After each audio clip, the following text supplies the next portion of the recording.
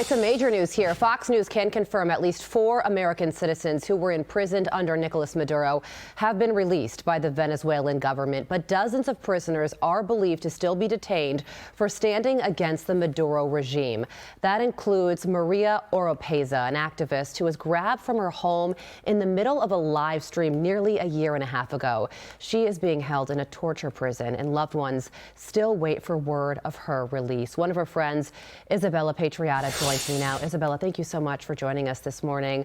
Maria is a lawyer. She's also chief of campaign for Maria Corina Machado, so a remarkably brave and impressive person in her own right.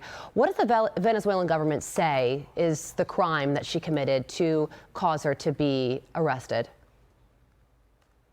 Thank you for having me here to talk about Maria.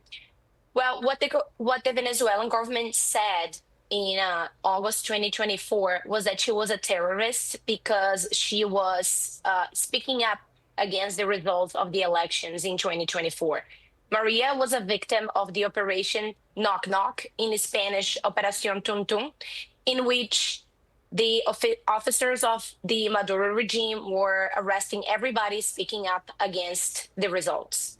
Yeah, she's being accused of being a terrorist, but her crime is really just being of a different political party than a totalitarian regime. Do you think that she knows that Nicolas Maduro has been captured? Yes, we believe she does, because the word has been spread and a couple of the political prisoners have been released. Do you expect her to ever be released? Yes, we highly expect her to be released because she's one of the most known political prisoners at this point, and she has been her name has been publicized and as one of the top priorities of the current administration in Venezuela. And you don't think that puts her at more risk? You think that that will secure her release eventually? Well, unfortunately, given the circumstances in Venezuela right now, everybody is in some level, if they are against the Maduro regime, they are in some level at risk. But we are hopeful, and then we believe that given that Jorge Rodriguez, the leader of the legislative branch, is seeking peace, a peaceful resolution for the situation there, we highly believe that they're not going to put the political prisoners at risk. Yeah, dive into that a little bit more, Izabela. What is it like in Venezuela right now, and what do you think the future of the country will ultimately look like? Well, we have seen experiences in which this kind of situation, removing a president off of power, have been successful, just like in Panama. A situation that's not necessarily the same, but is quite similar. And nowadays, Panama is a very stable country. And that's what we hope that's going to happen in Venezuela.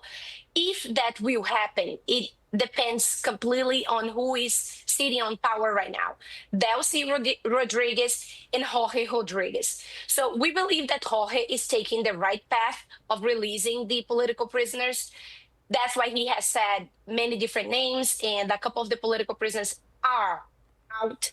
She's currently in the biggest torture center of Latin America that's called El Helicoide. It was said to be a mall, a shopping mall, before it became a torture center. So we are hopeful. It's difficult to say what is going to be the future in Venezuela, even for tomorrow.